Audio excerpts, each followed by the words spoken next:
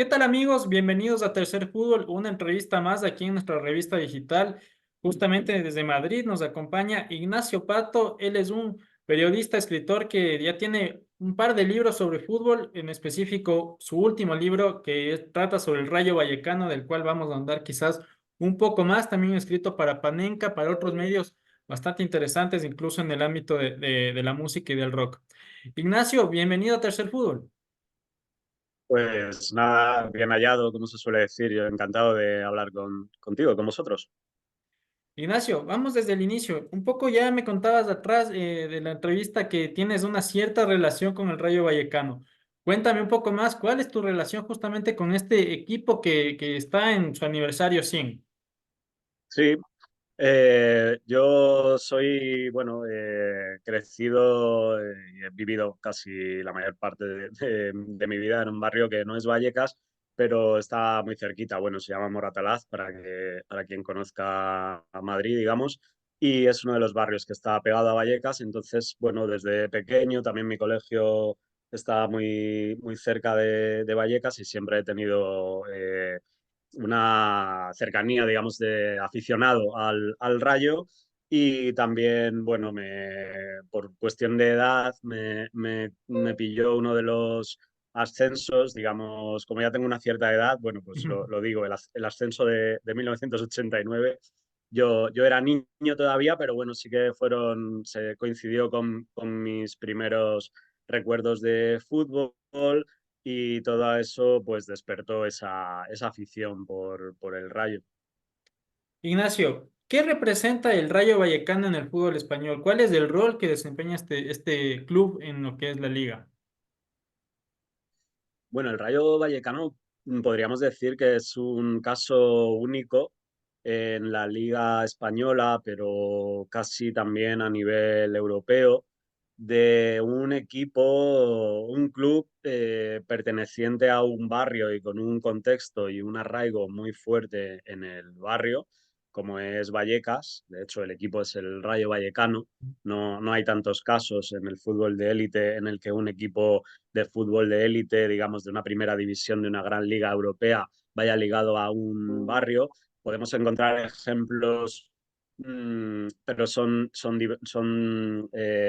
diferentes, ¿no? Por ejemplo, en Inglaterra sí que tenemos Chelsea, Tottenham, el West Ham. Tenemos equipos muy ligados a un territorio de una gran ciudad, en ese caso Londres. El Besiktas, también en Estambul, en Turquía, es el nombre de un barrio, pero son clubes con una vocación claramente global. El Rayo Vallecano tiene digamos, la peculiaridad de pertenecer a la élite de una gran liga europea, como es la española, y a la vez tener un arraigo muy fuerte en su barrio. Digamos, en resumen, que es un caso único de un club de barrio que se desempeña en la élite europea, por así decir, y que no ha trascendido, como decían estos casos de equipos ingleses, sobre todo londinenses, no ha trascendido, digamos, a un nivel global. Normalmente si alguien va de turismo a un país, no sé, por decir uno, Indonesia, va a haber gente viendo partidos del Chelsea o del West Ham, pero no tanto del Rayo. Entonces, ese nivel tan peculiar en el que está el Rayo, élite pero barrio, barrio pero élite, es lo que yo diría que lo hace único. Y justamente acá en Ecuador, del otro lado del charco, por decir así, es común ver Mm. camisetas del Real Madrid, de gente que la viste, que la vende, del Atleti, pero del Rayo, la verdad que es muy escaso. Sí, Quizás en algún concierto de la banda Escape que suele venir, ahí sí claro, ven camisetas del Rayo, pero hay gente sí, que está fuera de España vinculada con el Rayo, que también incluso nos lleva esta entrevista. sí, Justamente sí, sí. trascendiendo España, ¿cómo tú observas que puede el Rayo infundir lo que es su ideología, lo que es su representación? Eh, lo que lo convierte al Rayo en también especial, con, digamos, esa ideología que dices que puede tener en torno a sí mismo.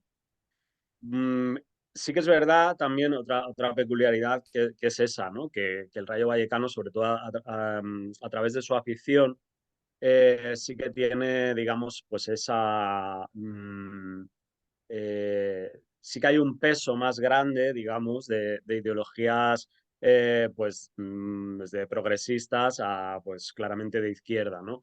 Eh, eh, Eso realmente tiene que ver con lo que es Vallecas, ¿no? Con lo que es el arraigo y el contexto geográfico y social del Rayo, que es Vallecas, que, bueno, pues para quien no lo conozca, es un barrio de clase trabajadora de Madrid. Un barrio que hasta 1950 era un municipio independiente, era un pueblo, digamos. Bueno, estaba ahí un poco entre pueblo y ciudad, en una parte agraria muy grande, campesina, pero también empezaba a ser ya desde hace 100 años, cuando se fundó el Rayo, empezaba, digamos, a ser una, una, un barrio, digamos, de clase trabajadora en sentido urbano, ¿no? Albañil, se proletarizaba, por decir así. Entonces, sí que durante los últimos 100 años, si hablamos del Rayo, claramente yo es lo que también intento recoger en el libro, la historia de Vallecas es la historia, es una historia de clase, ¿no? De clase trabajadora, de clase obrera, como lo queramos llamar, de personas humildes y sobre todo también de personas que llegan a Vallecas desde otros puntos de la geografía española, sobre todo del sur, digamos, de Madrid, de las regiones de Extremadura, de Andalucía, de Castilla-La Mancha, Castilla y León también, de Murcia, regiones, digamos, más humildes, ¿no? En busca de trabajo. Y por eso se da eso tan bonito en Vallecas de que Vallecas se suele decir que es acogedora. Yo estoy de acuerdo, creo que es verdad. Y luego también eso entronca sobre todo desde los años 90, que es cuando se empiezan a producir a nivel nacional en España las mayores migraciones, ¿no? Desde África y desde el propio continente americano también, pues vemos como Vallecas en los últimos, digamos, 25 o 30 años se ha convertido en uno de los barrios, por así decirlo de una palabra, multiculturales de Madrid. De hecho, concretamente, pues bueno, pues yo estoy hablando con vosotros que estáis en Ecuador y Ecuador tiene una enorme representación de personas en el barrio de Vallecas, otros países vecinos como Colombia también. Entonces, digamos que ese carácter humilde, trabajador y de esfuerzo y a la vez acogedor y multicultural de Vallecas han hecho que eso también tenga una representación, una traslación, por así decir, en la afición del Rayo, mayoritariamente hablando, claro, también es difícil generalizar, hay de todo, como en todos lados, pero bueno, sí que tiene ese toque, digamos, abierto, progresista, sí que hay una clara, por ejemplo, yo creo que en cuestiones de antirracismo sí que podemos hablar claramente de que el estadio de Vallecas es uno de esos estadios en los que, en principio, cualquier persona de cualquier raza se puede y se debe sentir a gusto, digamos. Justamente ya introducías de alguna forma el libro, pero antes te quiero preguntar justamente cómo canaliza el club, no tanto el equipo, pero el club y su historia, justamente esto que nos cuentas de Vallecas, de sus características obreras, de gente trabajadora, cómo se canaliza a lo largo de la historia el club como una representación de todo eso. Digamos que si te refieres al club como institución, ahí, claro, la cosa ya se complica, porque el club como institución siempre ha estado, sobre todo en los últimos años y en la gestión actual, sí que a nivel institucional se mantiene bastante al margen de cualquier tipo de iniciativa social, lo cual es una pena. Y como, bueno, no sé si sabréis, es una de las batallas digamos, de la gente, de la afición del Rayo más a nivel popular, más de calle. Este es uno de los caballos de batalla, digamos, el que el club, digamos, que se implique y que esté un poco, por así decirlo, a la altura de toda esta tradición abierta y incluso rebelde, podríamos atrevernos a decir, de Vallecas.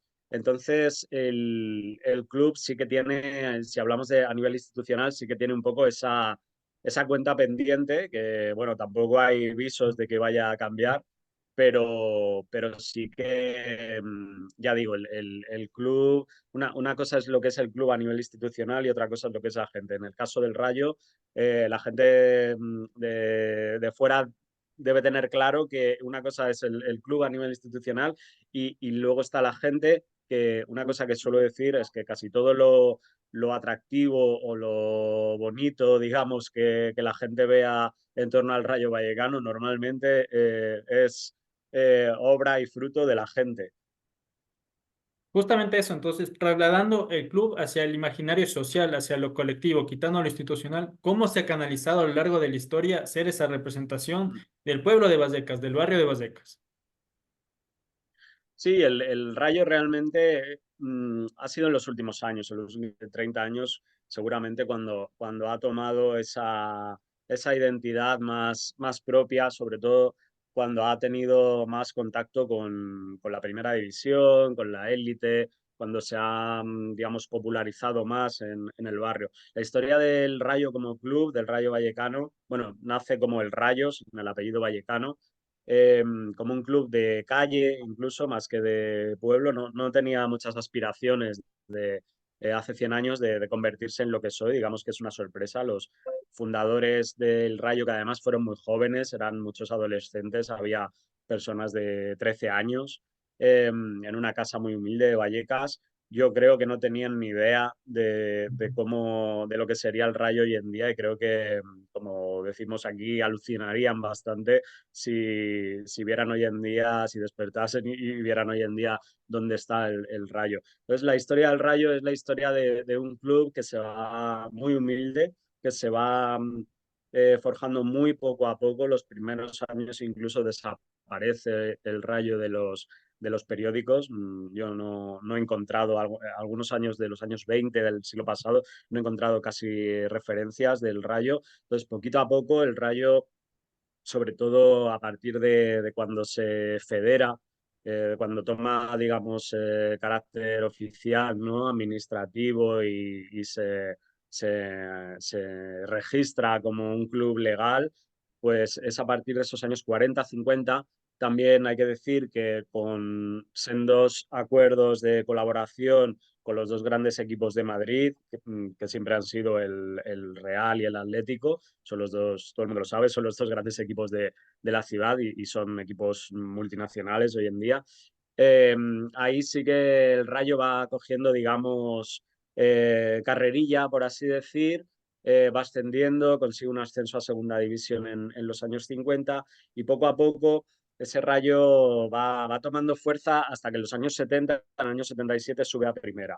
Ahí sí que se produce esa explosión popular de que el Rayo se convierte un poco en el orgullo de Vallecas. No sé si iba por ahí la pregunta que me hacías, cómo de repente sí que hay gente que se engancha, ¿no? Por así decir, con el Rayo, porque claro, obviamente hablando de fútbol, eh, está muy bien el fútbol, digamos, modesto y popular, a todos nos gusta, pero es innegable que a nivel hegemónico y a nivel mayoritario en la calle, pues no es lo mismo si un equipo está en primera división, lógicamente arrastra muchas más personas y bueno, y es lógico que así sea, ¿no? Hay gente que así tiene noticia de ello y así puede tomar conciencia y ir al campo, comprarse una camiseta, etcétera. Entonces es ese Rayo que luego en los años 80 pelea duramente por no bajar incluso a segunda B, consigue a finales de los 80 subir a primera, en los 90 medio se consolida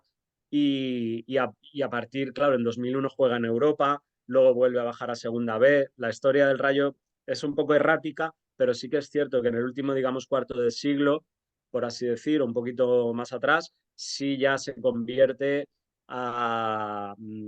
toma el camino de ser lo que es hoy, que respondiendo un poco a tu pregunta, hay algo muy interesante que sí que está pasando en los últimos años, que sí que esto lo he hablado mucho con gente de Vallecas y te dicen que sí, que normalmente en Vallecas siempre la gente ha solido ser del Madrid o del Atleti y luego del Rayo, pero ahora está pasando que hay mucha gente joven que solo es del Rayo.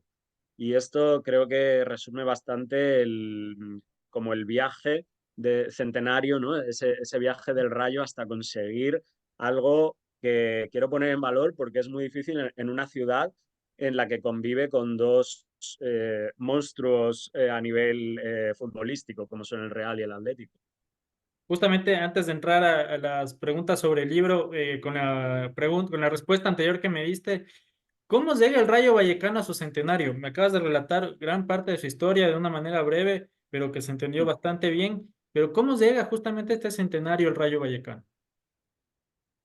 Ahora mismo el Rayo, bueno, a nivel deportivo, que ahora mismo es lo principal, pasado mañana miércoles juega ya para intentar conseguir la permanencia matemática en primera división, lo cual es siempre muy importante también incluso a nivel social, a nivel deportivo, pero también a nivel económico. No hay que olvidar que el Rayo Vallecano, bueno, esto forma parte de la respuesta, el Rayo Vallecano llega a su centenario pues con una situación siempre un poco en cuanto a lo económico, pues digamos, no preocupante, pero sí que ese aspecto siempre se vigila, ¿no? Siempre ha sido un club humilde y ya digo, está muy lejos de los vecinos de la ciudad en cuanto a eso. Y a nivel deportivo, pues llega intentando la salvación en primera, que creo que se conseguirá y que es muy importante para un club bueno, que realmente no siempre ha estado en primera.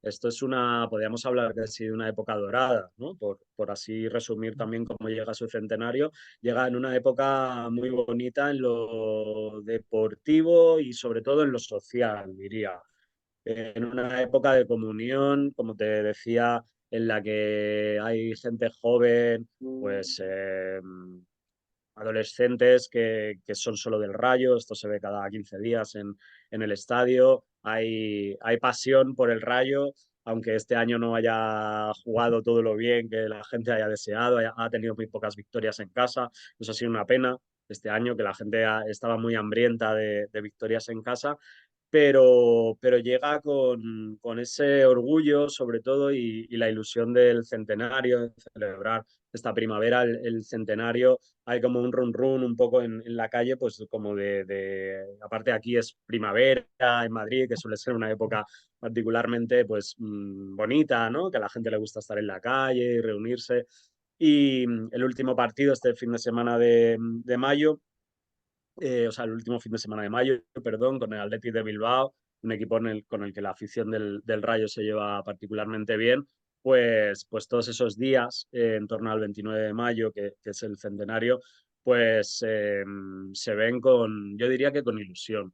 También es verdad que hay que decir que, como te decía antes, la institución mm, está la, está la sensación a nivel de calle de que la institución, por así decir, del Rayo, su directiva, sus propietarios, digamos, su propietario, porque es una persona, pues podría hacer más, por así decir, digamos que está faltando un poco ese enganche con los actos oficiales del centenario, pero sí que va a haber actos, digamos, más a nivel de afición y populares.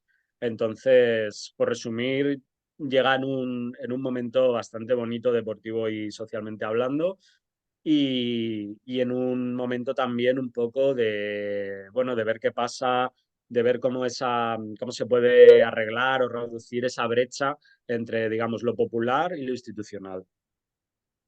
Ignacio, justamente escribiste No es fiera para domar, que es un tributo, digamos, un texto que trata sobre lo que venimos hablando. Cuéntame qué te llevó a escribir el libro y de qué se trata este texto. Mm. Bueno, realmente lo que me llevó a escribirlo y a nivel y con Alta Marea, que es mi editorial, pues fue la idea de hacer un libro sobre el centenario del Rayo Vallecano y recorrer esta historia y, bueno, pues profundizar en ciertos aspectos y sobre todo quizá creo que lo que hace a este libro particular con respecto a lo que se suele entender, por lo menos en mi país, en España, con la literatura deportiva o futbolística, es que he intentado en todo momento relacionar el aspecto deportivo con lo social, con lo histórico, con lo político también. porque bueno, yo siempre he pensado y pienso que no, por decirlo así, no se juega el fútbol en el vacío social, ¿no? Siempre hay un contexto, siempre el fútbol pues nos está enseñando cosas sobre todo, sobre una ciudad, sobre un país, incluso sobre geopolítica en algunos casos, sobre las relaciones entre la gente y en ese sentido yo suelo decir también que el fútbol, aunque sea un deporte, es mucho más que un deporte.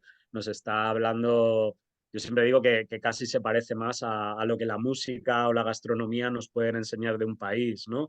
Y esto creo bueno, que quien nos esté viendo, pues seguro que le pasa, ¿no? Que si viaja a un país, yo por ejemplo, si voy a Ecuador, que me encantaría porque nunca he estado, una cosa que me encantaría, que tengo clara que haría por hacer, es ir a un partido de fútbol, ¿no? Incluso de lo que sea, el que me pille allí, lo más asequible, lo más cerca.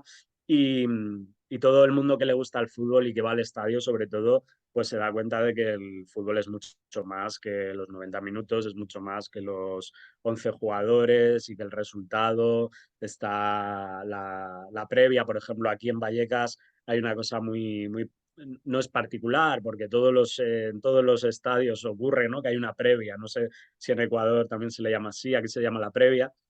Es como, bueno, pues eso, ¿no? Cuando toda la gente se va reuniendo, los grupos de amigos, de familiares, en torno al estadio y uno va tomando algo, una cerveza, etcétera, va saludando a la gente, a lo mejor que se lo ve cada 15 días. Eso en Vallecas, además, como el estadio está muy metido en el barrio, entre las casas, entre los comercios, hay muchísimos bares, etcétera, pues es muy fácil. Entonces, al final esto hace que el Rayo y Vallecas, en este caso, pero no solo Vallecas, en el libro también se habla mucho de la historia de Madrid y en parte también de la historia de España, pues al final ha salido, digamos que no es Fiera para Domar, es un paseo emocional, por así decir, y geográfico y social y deportivo también, por 100 años del Rayo y de Vallecas. Entonces, quien espere un libro solo del Rayo y meramente futbolístico, sinceramente, pues no lo es porque tiene toques sociales. El otro día en una presentación del libro, una persona un participante en la presentación, me dijo algo que me pareció, como autor, me pareció bonito, que es, empecé el libro para leer sobre el Rayo y descubrí Vallecas. Pues un poco bueno, está mal que lo diga yo, pero bueno, eso me gustó porque era en parte la intención. Justamente me surgen dos preguntas de lo que me acabas de contar y es, vamos hacia lo urbano. ¿Cómo se configura Vallecas y el Rayo Vallecano dentro de lo que es por ahí Chamartín, que es el Santiago Bernabéu? También, bueno, ahora el Wanda, que es otro estadio de los modernos, y en eso está el Rayo Vallecano, y en eso está el campo de fútbol de Vallecas. ¿Cómo se configura Vallecas en esa Madrid donde uno va como turista a veces? Y un lugar de venta de regalos encuentra llaveros, encuentra tazas, alguna cosa del Atlético, del Real, y nunca del Rayo. ¿Cómo se configura Vallecas y el Rayo Vallecano en ese ámbito de la ciudad en sí? Mm. Sí, mira, tengo que decir que eso precisamente último que dices también es un tema que a veces se habla, ¿no? En Vallecas, que es, por ejemplo, con respecto al poco cuidado institucional que hay por el merchandising. Eh, Siempre decimos que el Rayo Vallecano podría vender mucho merchandising porque tiene un poder de atractivo y eso que me acabas de decir es una constante entre gente que viene, que no encuentra cosas del Rayo, ¿no? Una camiseta, una gorra, no sé, pegatinas, bufandas. Si se hacen, las está haciendo la afición, grupos de aficionados. Eso por un lado. Y luego, claro, eh, la respuesta tiene que ver con el Rayo y Vallecas. ¿Cómo se configura Vallecas en una ciudad y el Rayo en una ciudad en la que está compartiendo espacio con el Real y el Atlético? Pues tú lo has dicho, el Atlético con su metropolitano, con bueno, sí, Wanda, ya no se llama Wanda, el Civitas, el que me sale el Ah, Wanda, que sí. es como lo llaman al principio.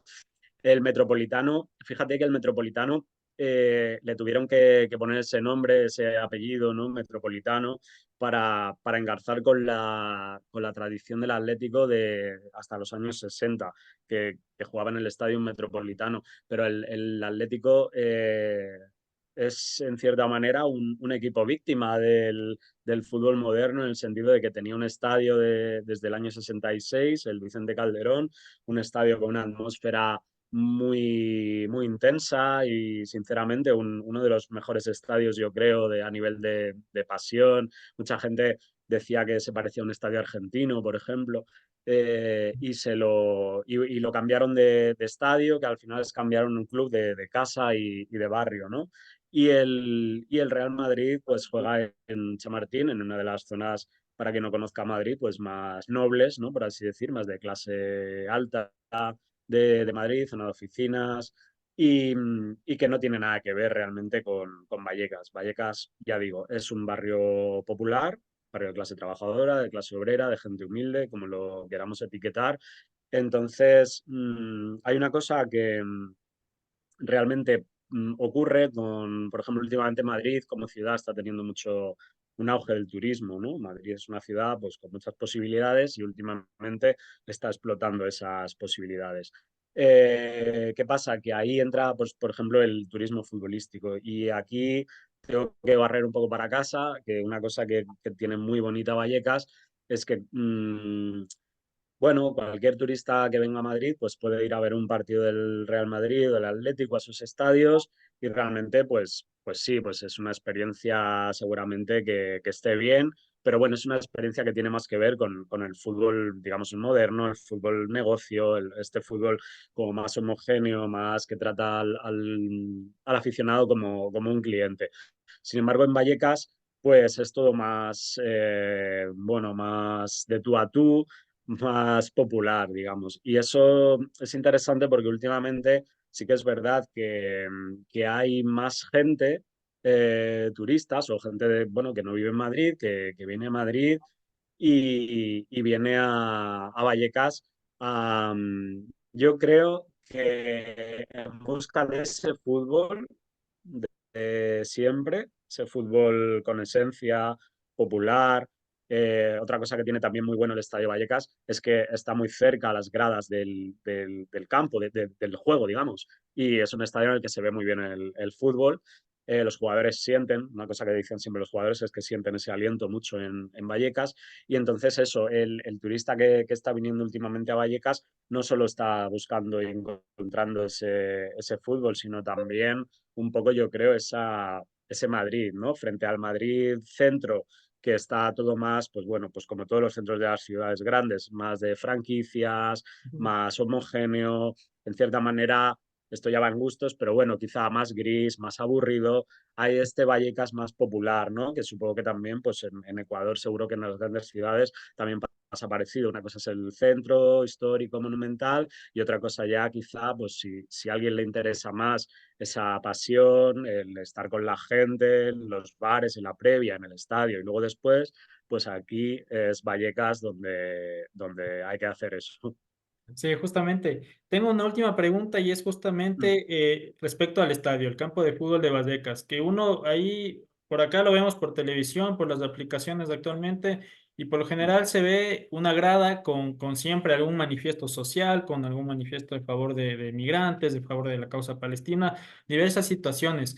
Y justamente un poco yendo a la pregunta anterior, ¿cómo se configura este estadio, este campo de fútbol, con sus características propias en el ámbito del fútbol español? ¿Cuáles son sus características como grada, como afición? Sí, bueno, la grada de Vallecas, la única grada, porque ya sabéis que aquí solo hay una grada, en la otra portería hay un muro. Realmente aquí es una grada en la que solo hay un grupo de animación que se llama Bucaneros, y es una grada que pues mayoritariamente es sobre todo antirracista, ¿no? Y digamos que tiene una voluntad, pues como tú dices, ¿no? De acogida, por ejemplo, a personas de cualquier parte del mundo, etcétera. Y, yo diría que lo importante es que no es solo la grada, sino que cualquiera que venga a Vallecas va a ver que a veces parece como que el fondo, la grada, es el motor y puede ser en cuanto a animación, pero sí que hay una serie de valores, como sobre todo, ya digo, la acogida, el antirracismo.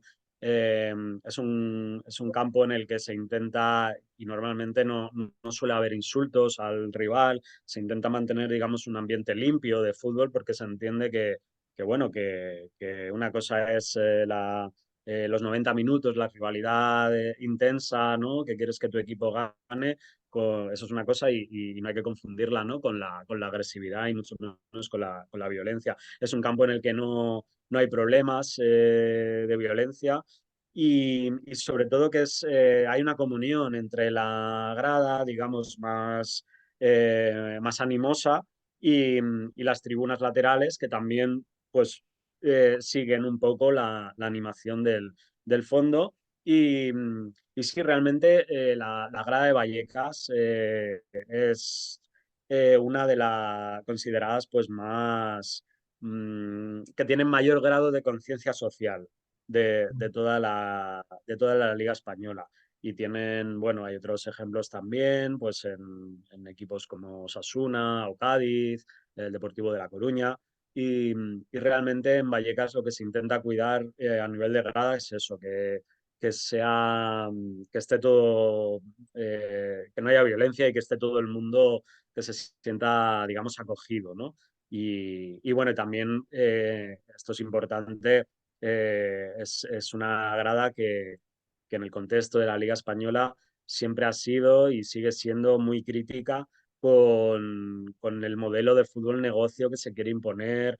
Por ejemplo, por decir un ejemplo concreto, una problemática que se arrastra en España desde hace años a nivel popular son los horarios, son los días de partido, los viernes o los lunes. Esto se ha, bueno, pues por parte de cualquier persona que trabaje, ¿no? Cualquier persona del pueblo llano, por así decir, esto es un problema, ¿no? Y la Liga Española, eh, pues digamos que parece que eso no le importa, ¿no? Porque parece que importa más el fútbol televisado que el fútbol analógico, el fútbol presencial de toda la vida. Y entonces, por ejemplo, te digo esto porque Vallecas es uno de los campos que más ha protestado y sigue protestando contra este modelo pues, de fútbol, pues digamos, fútbol negocio, pero que a la vez es un fútbol pues mucho más frío y mucho más distante y en Vallecas todo va en dirección a mantener esa relación de cercanía y de calidez entre el aficionado, aficionada y el juego, digamos. Ignacio Pato en Tercer Fútbol, muchísimas gracias, Ignacio. Muy interesante conversar contigo a propósito de este centenario del Rayo Vallecano y siempre bienvenido a Tercer Fútbol. Muchas gracias a ti, Martín, y a Tercer Fútbol y a todos vosotros y un saludo a Ecuador. Gracias, Ignacio. Un gran abrazo. Abrazo.